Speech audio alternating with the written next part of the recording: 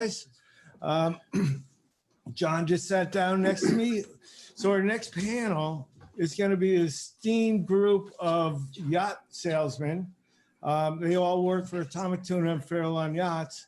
And let me go around and introduce them to you. First on my left, 6 feet away, is John Longwell. How you doing, John?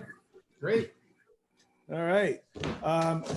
To his left is Geli Burgin. Welcome, everyone. Glad you could join us. All right. Michelle Leonard. Hi, everybody. All right. Peter and Margie Benziger. Howdy doody. Hi. And Dave Wolfe. Hey, Dave, how you doing over there? Just great. How about you? We're doing good. We're doing good. So we're going to spend the next hour spinning stories about selling boats. So why don't we go around the group in the same order and just give a brief talk about, you know, how you came to sell boats, how long you've been selling boats, a little bit of your background on boating. John? Okay, Wayne, thanks. So I just got back from showing a couple of boats, so totally prepared. But anyway, my name is John Longwell. I'm a mechanical engineer, but I've been boating my entire life. I grew up sailing and power boating on the East Coast of Cape Cod Bay, and moved to Louisiana after that, and spent a lot of time boating in and around the inland waters of Louisiana, and a couple of summers canoeing up in Canada. And since then, I've owned boats my entire life. Closer to the microphone. Oh, sorry. Okay, owned boats my entire life, and have found that I love boating. So I retired from mechanical engineering about 7 years ago and moved to San Diego and started buying and selling boats. Mainly on my own. I buy older boats, fix them up, sell them, and really had a good time doing that. And he actually made money. Actually made money doing it. Yes. So that's one a of the rare only thing people to I know do that in a has bought a boat. boat and sold it for more money. So then That's I knew true. John was a good salesman. That is a funny story. When I first met Wayne, he goes, "There's no way you can sell a boat for more than you paid for it." My logic was, hey, if I buy a boat that needs work and I fix it up and upgrade it, make it nicer, I should be able to sell it for more money. And I did that with 3 boats. And then the last one, a Symbol 58, a nice big offshore cruiser, Wayne brought the customer to buy it from me. And we spent a couple of days working together with the customer and had a great time, ran the boat around San Diego and ended up selling it to them. And then Wayne said, "Hey, why don't you just become a yacht salesman and come work for me in San Francisco? And it's, you know, a lot less money than buying boats yourselves and fixing them up." So we moved up here. Make some money. Yeah, you can actually make money doing it. It's hard making money fixing up boats and selling them, I can tell you that. There's, you know, always little unknown surprises, but since then it's been really fun. So I got my broker's license last year, or salesman's license, a little over a year ago, and been working with Wayne ever since, and had a lot of fun. Yeah, Met a lot of great people. John lives up in Benicia, so he snags boats up there and Mhm. buyers up there. And so if you're up in that area, John's readily available. Let's go over to Geli. Hey, Geli, how you doing? Doing well. Thanks, Wayne. You guys have heard a bunch about from Geli. Let's get a little bit of background. So my background is I grew up in Minnesota on the land of 10,000 lakes and more. So I did a lot of power boating, ski boating, water skiing on lakes and the Mississippi River with my uncle, and family trips to our cabin that was up in Pequot Lakes. I moved out to California in '94, and my parents had just purchased their Passport 40 about that time, and they actually moved on board their boat in 1996. So I learned sailing through my parents here and did some racing with Incidental Yacht Club, worked up on different size boats, really enjoyed it. I couldn't wait till the weekend to get out on the water to do some competitive racing. And about in 2011, I worked for Johnson & Johnson for several years. In 2011, I decided to get my captain's license, and I crewed for deliveries up and down the coast for a few years and captained the last year of that, delivering boats up and down the coast from British Columbia to Emeryville down to San Jose, Del Cabo. So I loved it. I always felt like I wanted to be on the water. I've never saw myself as being an inside office person, even though the majority of my career was that way. So I had the opportunity to work with Wayne with Atomic Tuna Yachts. And I got my sales license in fall of last year. I also bought a Grand Banks 42 Classic 5 years ago, and I live aboard on that boat in Emery Cove Marina. And Geli, didn't you explore maybe becoming a yacht salesperson before and you were dissuaded from it? I explored it, I think the latter part of 2011. And I thought, all right, we really like to sell boats. I love being out the water. I want to share my experience with other people. And I was actually told that it wasn't a woman's world, that it would actually be a hindrance to males out there trying to purchase boats, that their significant others or wives wouldn't appreciate a female salesperson. So unfortunately, at that time, I didn't know successful women like Pat Garfield to lean on as a mentor. So right now I have that fabulous opportunity working with Farallon Yachts. Yeah, so one of the things with Atomic Tuna and Farallon is that I think having women as salespeople is a good thing. And I think they're very successful, and I think they really help. So if you are a couple or a woman looking for a boat, you get another perspective from it.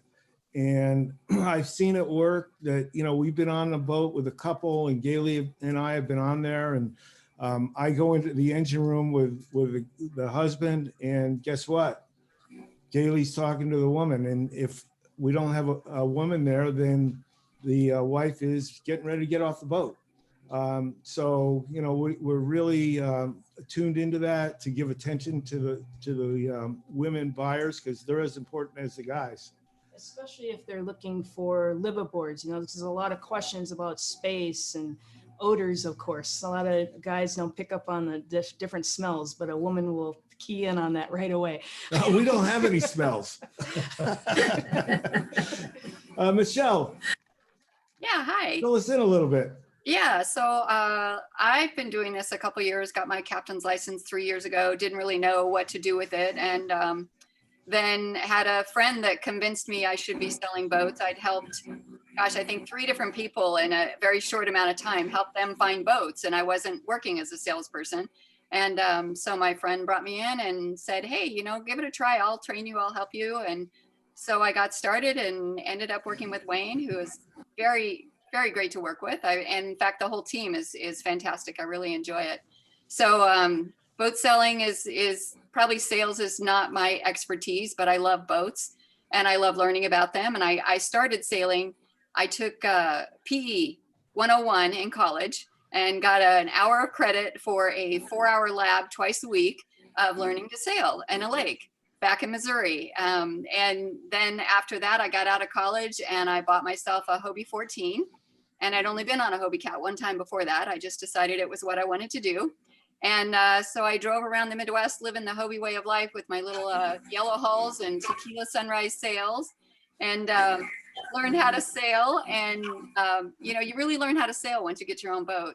But then I moved on when I moved out to California and started sailing in the Bay. I found out that it wasn't as much fun sailing a Hobie Cat when you had to put on a dry suit and a Elmer Fudd hat and whatever to sail a Hobie Cat. So I moved up to a bigger boat. And meanwhile, what brought me out here was working. I worked for Kraft Foods for 15 years in production planning and scheduling and maintenance. Management, materials management.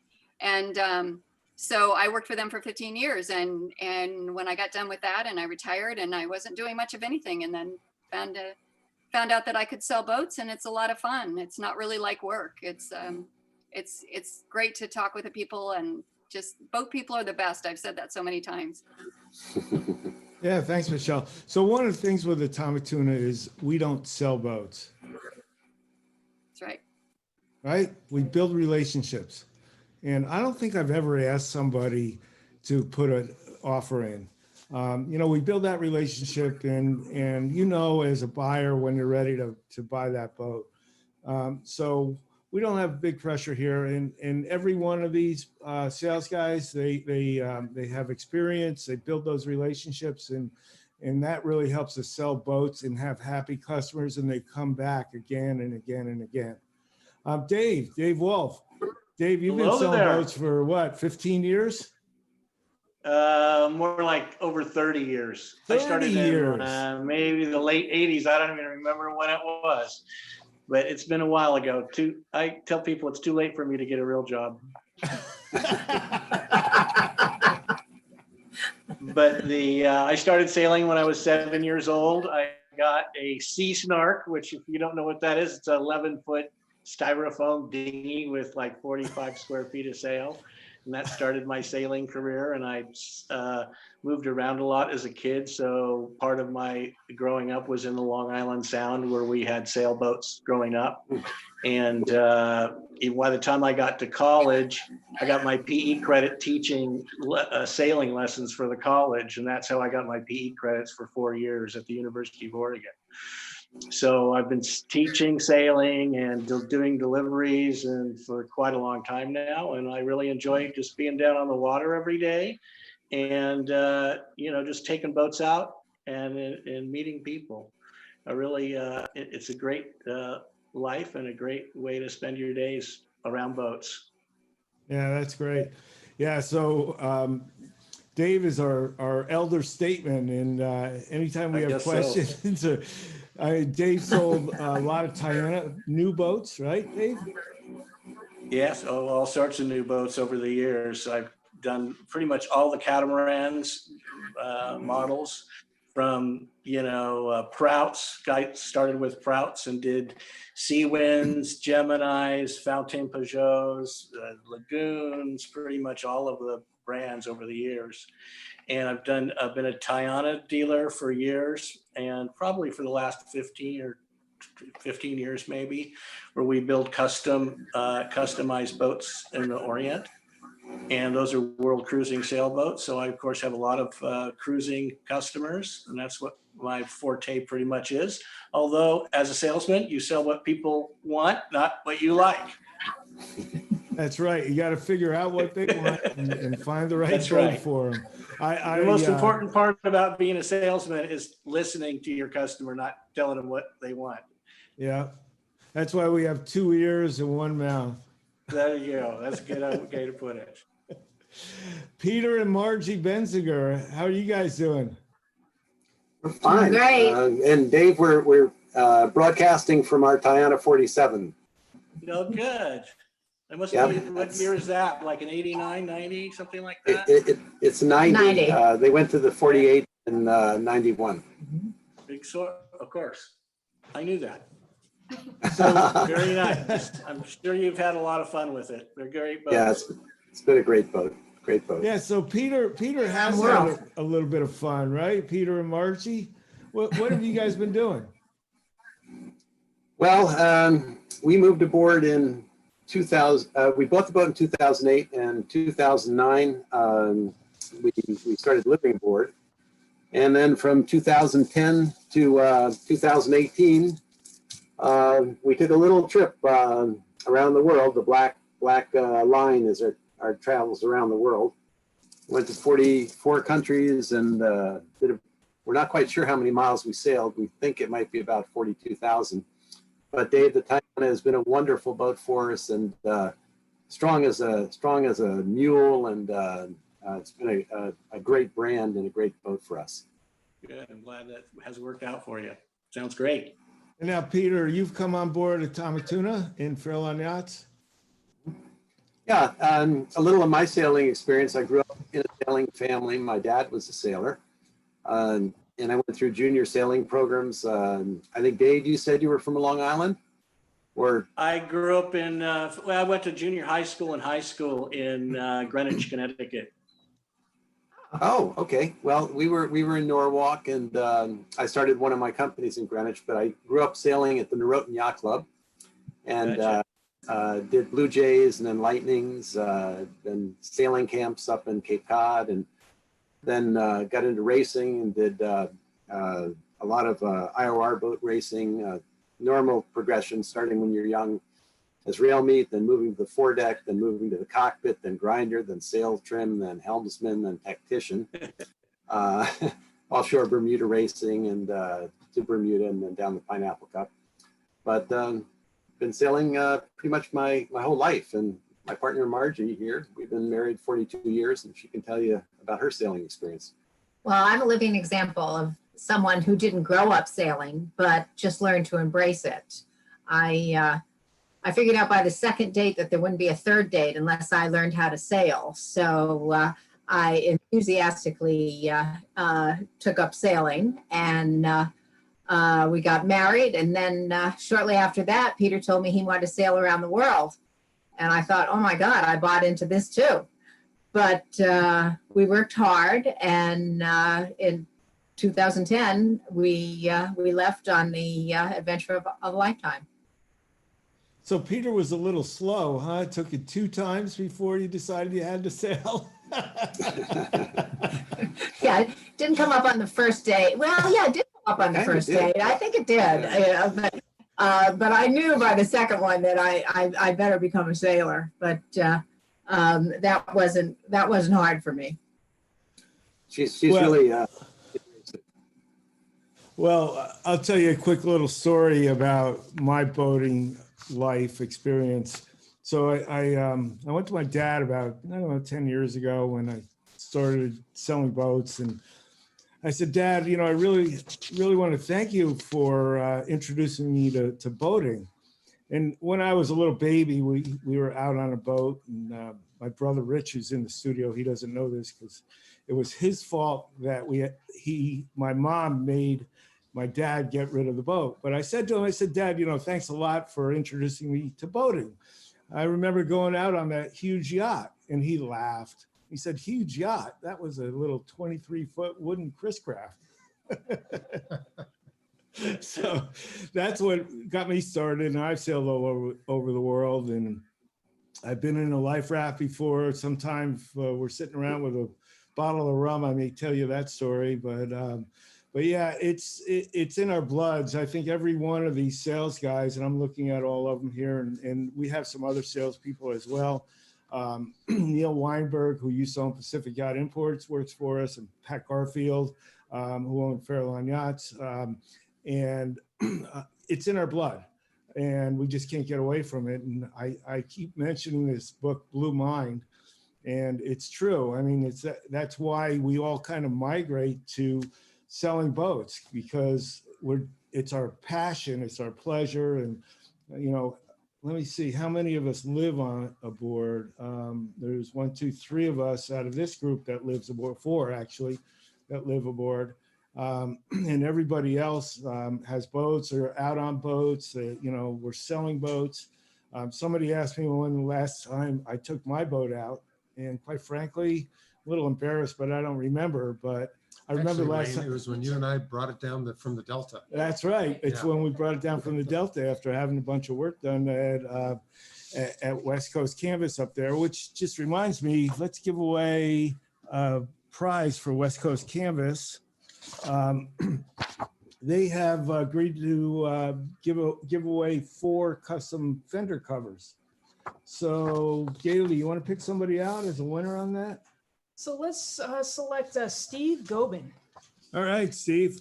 So this is pretty cool. You'll contact West Coast Canvas and tell him what color and what size fender you have, and he will make 4 custom fender covers for you.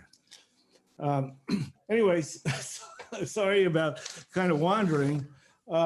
Let's ask each one of us about what our hobbies are outside of our work. John, what do you got? What do you do? Well, I'm a man of many hobbies. I've, obviously loved boating my whole life. Did a lot of amateur car racing as well on the SCCA circuit, mostly BMWs and cars like that. Currently, I do a lot of bicycle riding, and have fallen in love with pickleball, to tell you the truth, Wayne. And pickleball, so a lot like somewhere between tennis and ping pong, and it's a great sport. We have a lot of fun doing it, and we usually play 4 or 5 days a week. Fortunately, we got an active league up around Benicia, so I do that quite a bit. We do a lot of home improvement stuff, And I do a lot of work on boats. I love boats. So John has a fleet. Right. John owns actually, he sold the Symbol 58. the Symbol 58 Right. and then walked over to Pacific Yacht Imports with me and saw a Nordic Tug 42 that he had to have. Right. So he's got that now. And he's also got a nice 28 Protector that he just put a new set of engines on and tubes. And actually, that boat's going up for sale, I think, right? It is. It's going to be up on the water, ready to go in about a week. It's going to have 2015 Mercury Verados, only 166 hours. So 500 horsepower on a 28-foot Protector. It's got the full Targa top with a glass all the way to the top. Some of them only have 3/4 glass, but this one comes all the way to the top and wraps around, which is nice if you get into some, wind or weather, which we occasionally get here in San Francisco Bay. Great boat. If you're not familiar with the Protector, it's like a giant dinghy. It's a tubed boat, 28 feet long. And 50 knots. It'll do 50 knots. Wow. It's a search and rescue type boat. A lot of police, Navy, Coast Guard people use them. They're really fun boats, pretty much unsinkable and unflippable and very fast and a lot of fun. So that'll be on the market soon. If anybody wants the most awesome inflatable around, Protector is the brand. So All right. let us know if you're interested. All right. Thanks, John. Geli, what do you do in your spare time other than work with me? Well, I should rephrase that. Yeah. What did you do in your spare time till you started working with me? So I really love to be outside, like I was saying earlier. So I used to love surfing. I used to go every weekend. Haven't been able to do that. I love to take people out on my boat. It's just like the camaraderie and feelings you have to be able to share your passion with other people, especially when they have events like the Blue Angels, the sail, with San GP9, what is it? Yeah, Sail JP.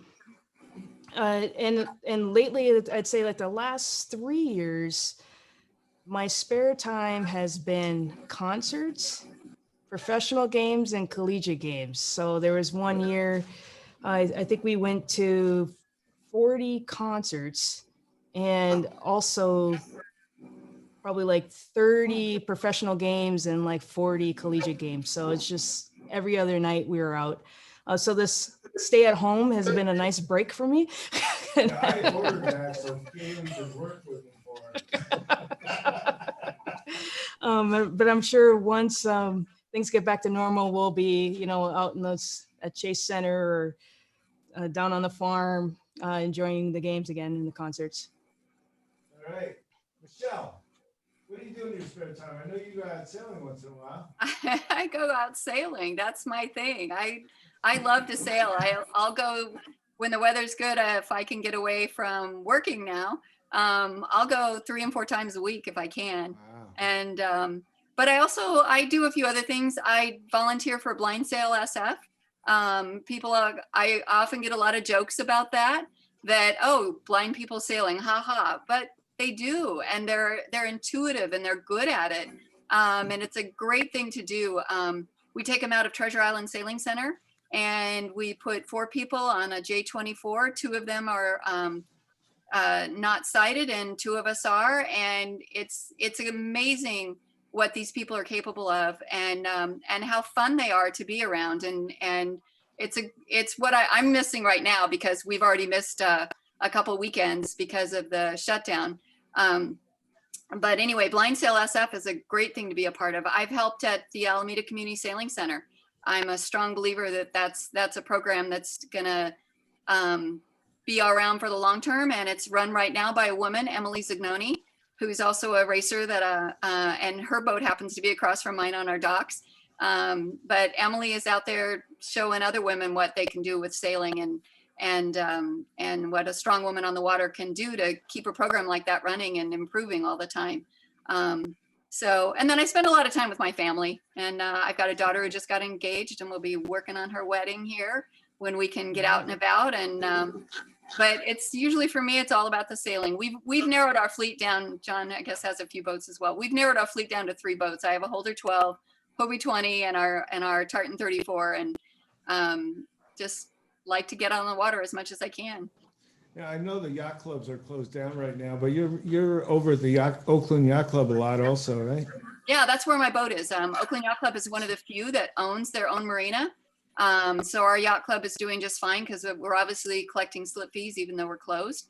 We're excited and anxious to get open again, but we're keeping everybody together by doing Zoom meetings and having Zoom cocktail hours and things that we would normally do. So we'll do a little bit of social distancing. I can talk to my boat neighbors sitting on my boat and talking to them and and definitely have more than 6 feet of distance from me. And then on the docks, we're all very, very considerate of each other and stand by or walk down another dock to get away. So, but yeah, the yacht club is not for everybody, but I can highly recommend it for us. And we enjoy the social part of it. It's nice to have somebody else looking out for your boat when you're not there. If you have a questions or something, you can call somebody who's a liveaboard there and they'll run over and check your dock lines or see if they hear an alarm going off or something. So yacht clubs can be a great thing. And if you want to check it out, certainly you can contact me or contact Oakland Yacht Club. All right. Thanks, Michelle. That does take a lot of my time. Yeah, I'm sure. Dave, what do you do hanging out? Of course, I'm into water sports. And besides sailing, I'm an avid windsurfer. I keep a trailer up in the Delta on Sherman Island. I have for, I don't even know how many years, maybe 25 years in the summer, and go up there and windsurf all summer.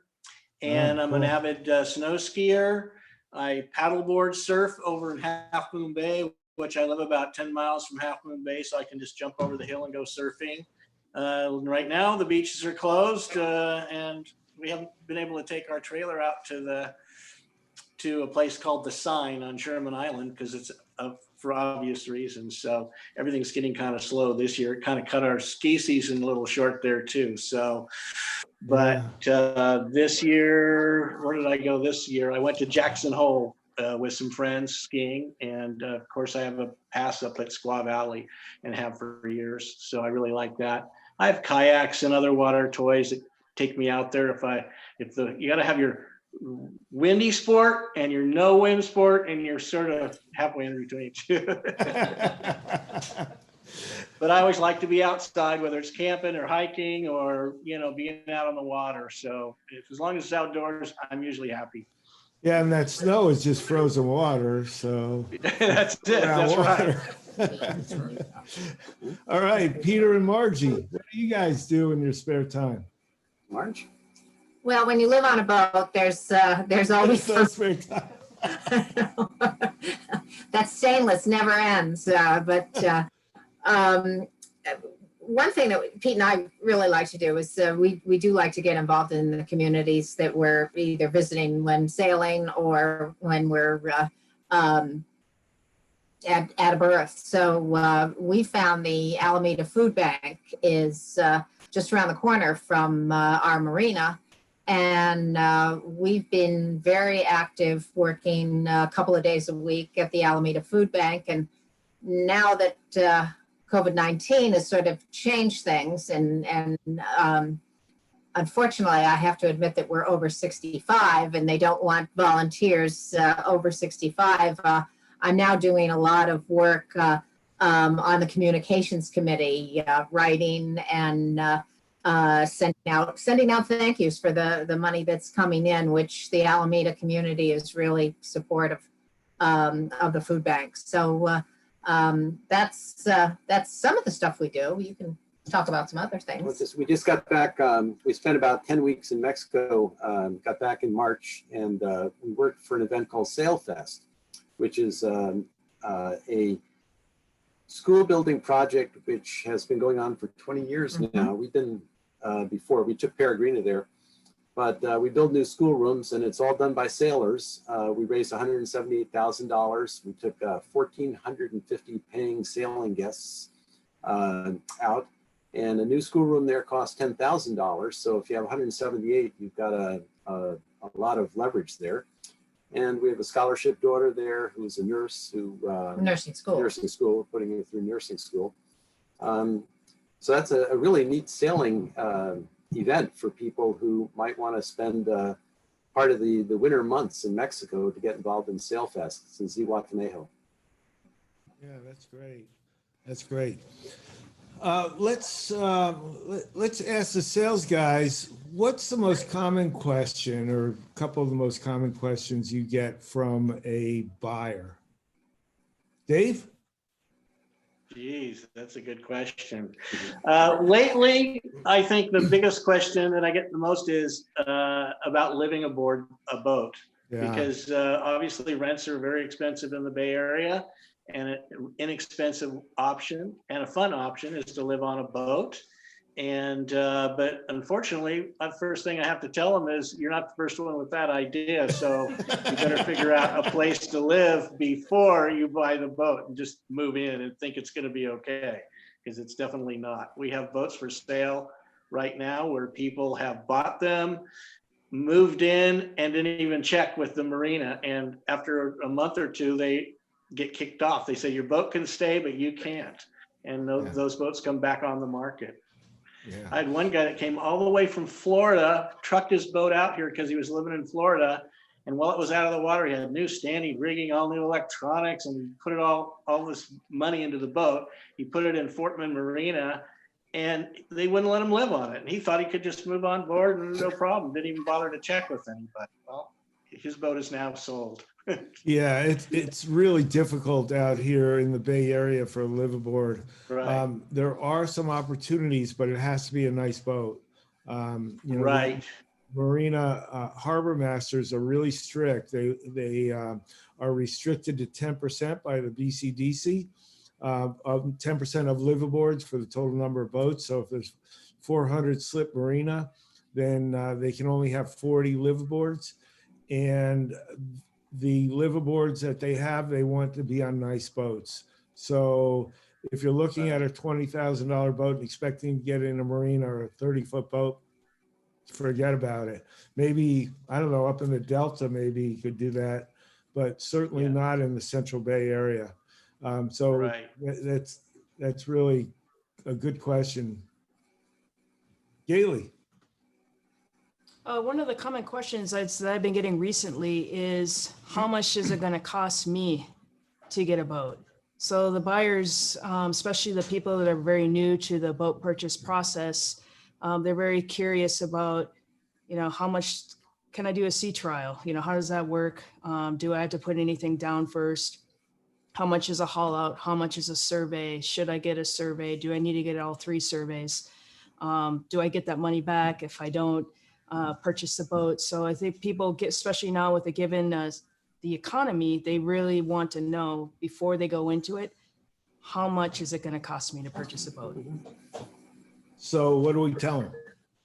Well, we give them the estimated price for the haul out survey, and then the different surveyors, and we give them the opportunity to do the research so they can kind of gauge it themselves.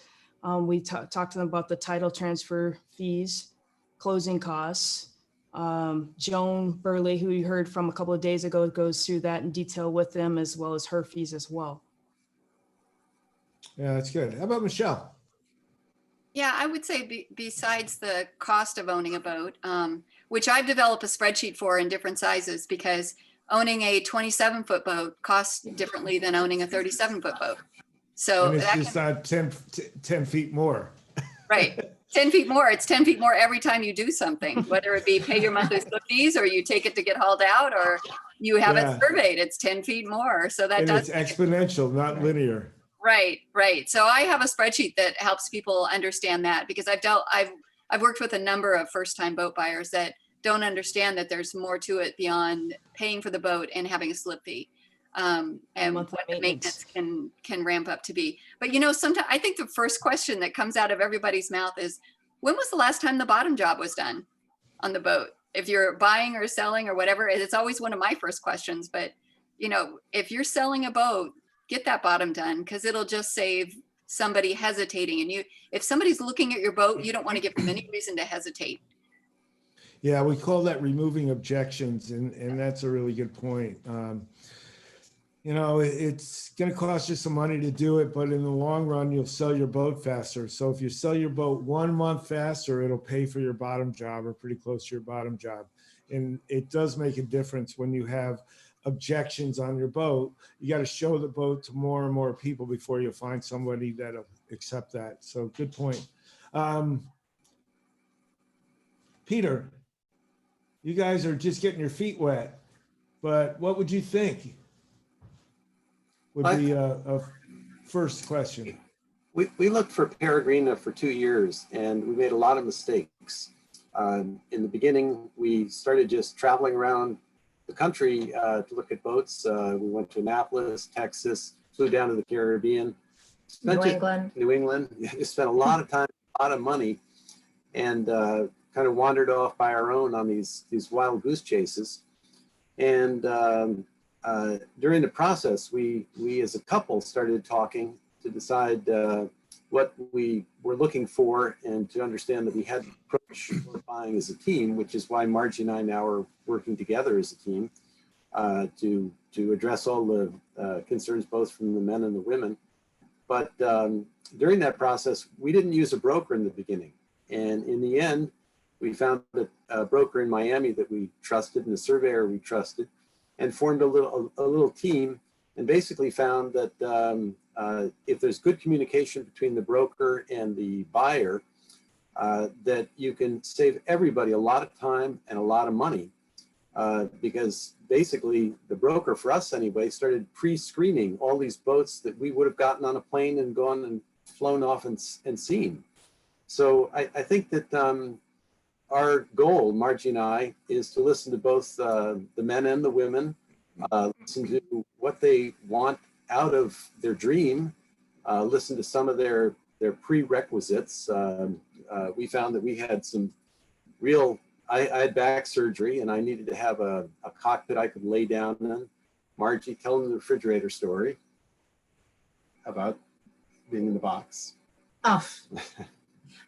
When I was a little girl, I had a couple of little boy neighbors that thought it would be funny to lock me or put me in a box that the neighbors had bought a new refrigerator, and I was about 4 years old, and these two little boys put me in the refrigerator box and wouldn't let me out. So I am claustrophobic to this day, and so every boat I went into when I was looking for our master berth, I needed space. I did not want a berth where the ceiling was low on me, and so that was one of my lines in the sand. So I guess to answer your question, Wayne, is that our goal is to try to understand what people want and what the compromises are between the men and the women. If there's both people involved in the decision, listen really, really carefully and help them work through some of those things before we run out and move all over the place, so we can really act to help them hone in on their dreams. Yeah, and I think one of the things that we've been doing for a couple of years, and it's really accelerated since this pandemic, is using online media to show people these boats so they don't have to run to Florida or run to San Diego, or even run up to the Delta. I mean, that's a big deal too. So we can help you hone in and figure out what boat you're really interested in without you wasting all that time. So that's a big value that we offer. John, did I ask you? No, actually, Wayne, you didn't. So many questions. The one that they missed that I hear quite a bit is, I sell more power boats than sailboats, is A, how fast will it go? Everybody wants to know that. And then B, how much fuel does it burn when I'm going that fast? Yeah. So and what they do is they go out and they go really fast with that first tank of gas. Right. And after that, they tend to slow down a little bit. And then everybody goes 12 or 14 knots. Right. Get into the cruising mentality. Yeah. One of the questions I get a lot, and we're going to try to address that to make this easier for our buyers, is why are they selling? Why is the seller selling the boat?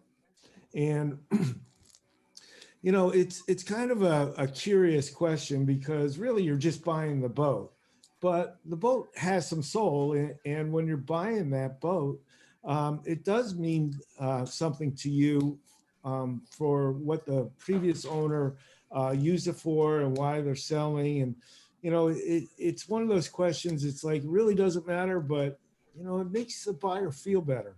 So we just instituted today a policy where when we get listings in, we're going to do an owner interview. And we did that on 3 boats today. We did it on the Activa 52, we did it on the Deller 39, and we did it on the Sydney 38. And I don't know if any of you guys out there listened to it, if you liked it or not, but we're going to try to do that on all our boats. So give you a little bit of more insight into how the boat was used, why they're selling it, and just get a little better feel for the boat. And we're going to do it for our listings. So hopefully that helps. I think it'll help. Well, what do you guys think? That I sound also- like a good I get that idea? question a Dave? lot. I get that question a lot, yeah. Now, is that something that Yeah, you are yeah, doing Dave? video interviews, or is that just you're having what I call a seller's questionnaire, where I've been asking that same question for years, among others that we always get asked, like, how old is the standing rigging? When's the last time it was hauled out? You know, those kinds of things. But Yeah. are you talking about an interview with these people on video? Yep, an interview on video. Jeez. What Yep. happens when you have a cranky owner? You don't We show get a the cranky video. video. Well, let's just Play say that a video. lot of sellers are older, they can't use their boat anymore, and they're not necessarily that happy about it. Well, we had a great experience with Gene Scott, the owner of the Jeanneau 43. And I hear, Dave, like there's going to be some sellers that had a bad experience, or they're not happy about their, whatever the life change is, it's making them sell their boat. But you have those sellers that are really passionate, are still in love with that boat, and they just want to share that experience with others. So I think when you have sellers like that, it's a great advantage. And if you could capture that on video, I think it's good for us. We learn more about the boat in detail at that time, and then the prospective buyers do as well. No, it's a good idea. Well, we'll see how it goes. And, you know, the people out there that are listening to us, you know, give us some feedback and let us know what you think. I mean, we're trying new things, especially with this COVID pandemic. Get you guys more information and be able to start really making decisions on boats when you're sitting at home on your couch. So let's flip this Wait. around. Michelle, what's the first question that you ask a buyer? Oh, That you wait, ask them? well, Margie was trying to ask a question that was. Oh, sorry, Marge. No, what I was going to say is, you know, we're thinking about putting Peregrine on the market in a few weeks, and it's not a lack of love for Peregrina. We love this boat, but moving to San Francisco and the Pacific Northwest is drawing our attention, and we're thinking that maybe we buy a trawler because we want to continue cruising, but I'm not so sure I want to take a sailboat up to the Pacific Northwest and Alaska and there parts north. So you know, I would sail Peregrine around the world in a nanosecond, but right now our paths are changing. We're taking a turn, and it looks like, you know, our future might be a trawler. Well, you must have turned right and Peter must have turned left, because Peter's going to be selling boats. Well, that's true. That's She's talking about a couple of months during the summer sometime. yes, yeah. Oh, okay. At the height of the selling season. No. We have kids here in San Francisco, so we want to stick around.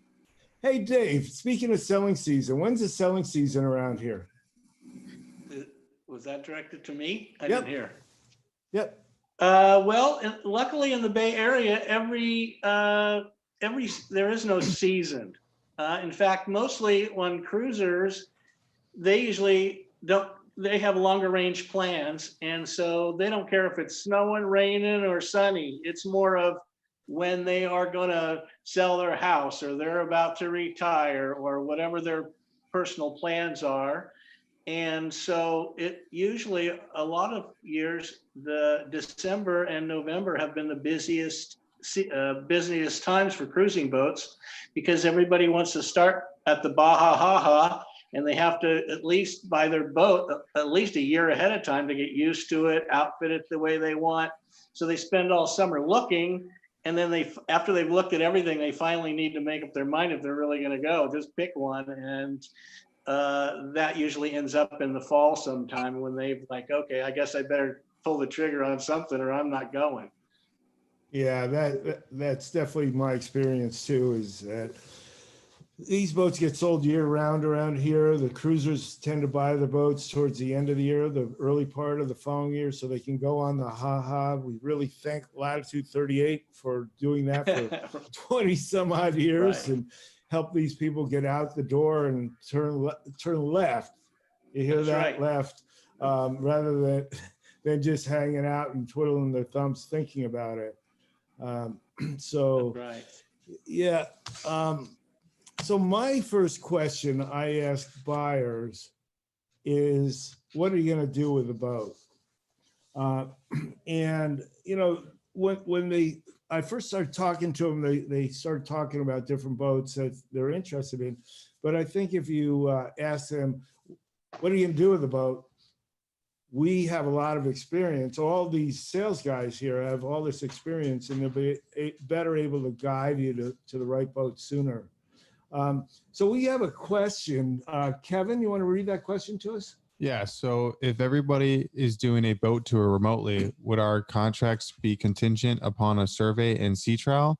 What if it's a month before we can get onto the boat we'd like to buy? Yeah, absolutely. So all the contracts are contingent upon surveys and sea trials. And also, you should keep in mind that the contracts that we use, the CYBA, California Yacht Brokers Association contracts, really protect the buyer. They do the seller as well, but the buyer's protected. If they get into a contract, if you get into a contract, you put a deposit down, that goes into a state-controlled escrow account. And that money is sitting there safe. Nobody touched it. It's actually controlled by me. I have to put it in and out, and my sales guys don't touch that money. Nobody touches that money except for me. And if anything happens with it, I go to jail, so I'm not going to jail. But at any time after you sign that contract, for any reason, up to the point that you've signed final acceptance, you can get your full deposit back. So if you're thinking about a boat, right now the market's actually really hot. So if you're thinking about a boat, you should really, look into it and get it into contract. And we are doing sea trials on bigger boats. On little boats, they're too small for us to do sea trials and do social distancing. We're not going to do them, but on bigger boats, we can still do it just with a limited number. The captain, sales guy, and the buyer, face mask, 6 foot, all the social distancing. The yards are open for surveys. Or for survey haul outs. You can come to the yard outside and watch them do the out of the water survey. The surveyors are doing the surveys by themselves, nobody else there. They'll be available by phone or Zoom or FaceTime to talk to you if you got questions. So we can still get boats closed, but if this stay-at-home order stays in place for another month or 2 months, and you have an extended contract, certainly before you close on the boat, we'll be doing all the surveys and sea trials, even if you are not comfortable with that, you want to wait until the orders are lifted. Absolutely. And the sellers and Right. even the other co-brokers that we've been working with have been very flexible with that as well with the COVID-19. Because sometimes we'll have a boat in Seattle and the seller may be in New Zealand. The listing agent is in Maryland. So logistically, it's pretty hard to get everybody together. So we're very flexible on both sides. Right. Any And of you guys Wayne, wanna when you were add to saying that? they get their deposit back if they don't want it, that's true, but minus any money they've already spent. They don't get that back. Right, if for the they- surveys, yeah, Right. For surveys or surveyors or haul outs or whatever. right. So you have that expense. We Right. like to have you pay that when those occur and not out of deposit, but if it ends up that they haven't been paid, they do come out of deposit. All right, let's see. We got any other questions out there? Okay. Let's ask one more question. We only have about actually a couple more minutes, so we probably won't be able to go around the block, but Dave, what's the most critical part of your role as a salesperson? I think it's helping people through the process and making sure that they get the boat that's going to work best for them. Like you said, the first question is, how are they going to use the boat? And you try to get them to prioritize. If they want to use it as a liveaboard, obviously the interior layout's a lot more important than if they're just going to sail around on the weekends. Maybe they want to race. Well, then it's how fast the boat goes or what its PHRF rating is. So that's pretty important to start with right up front. Yeah, and then just the whole process of scheduling the surveys and being there, and when those surveys come back and there's 30 things on that list, and it's like what's important, what's not, and what's for repair allowance. So we work really hard for both the buyers and the sellers. We really haven't talked today about the sellers. We did that more yesterday. I think it was yesterday. But, we do represent both buyers and sellers. The boats that we have, we only list quality boats, and we look after everybody. So let's see, we got 2 minutes left. Peter and Margie, parting words? I would just say that the right purchase decision has to be a joint decision if a couple involved. And when we were looking at the boat, Margie started listing things that were important to her, and I wasn't even aware of them. And if I kind of bulldozed my way through and gotten the boat I wanted, then Margie wouldn't have been happy. And she tell about the dream, about if it's a man's dream.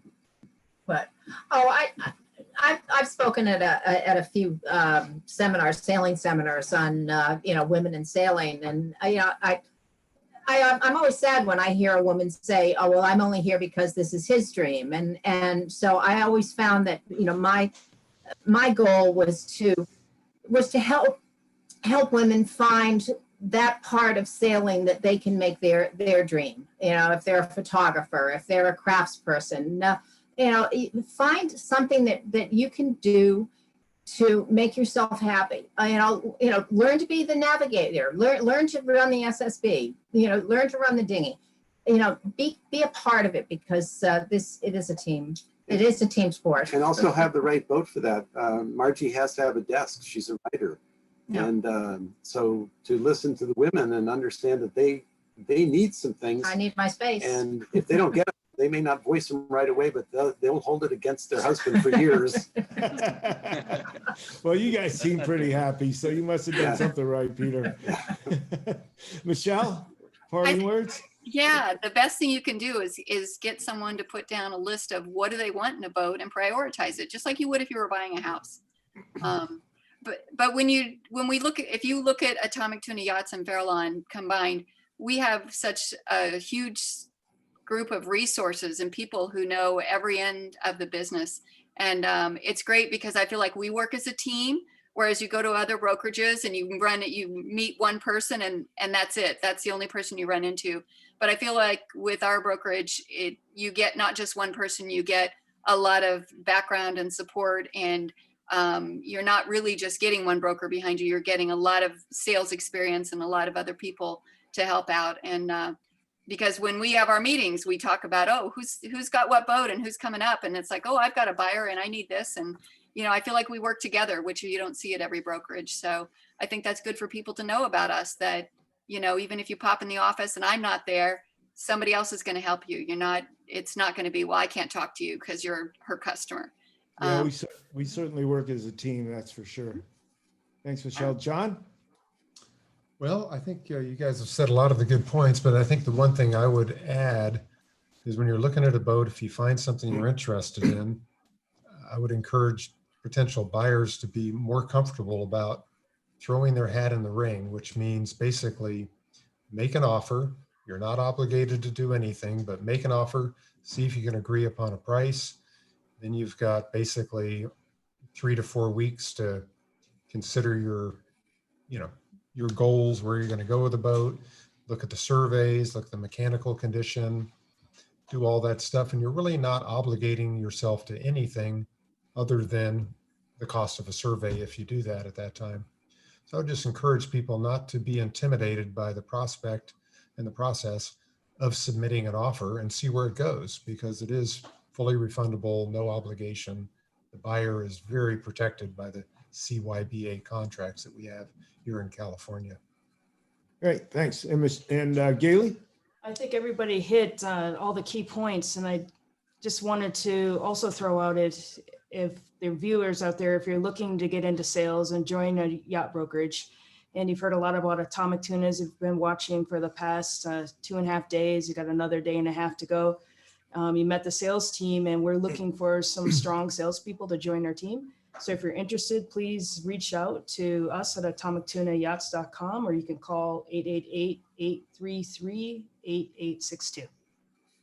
All right, thanks, Geli. Well, I think that's a wrap. Thanks, everybody. It was great. I hope that the audience enjoyed it. This session and all of our sessions will be up on the website. So if you want to go back through and listen to them, they should be up, I would say, beginning of next week. But yeah, we appreciate you joining us, and thanks, everybody. All right. Thank you. Hi, everybody. Bye. Thank you.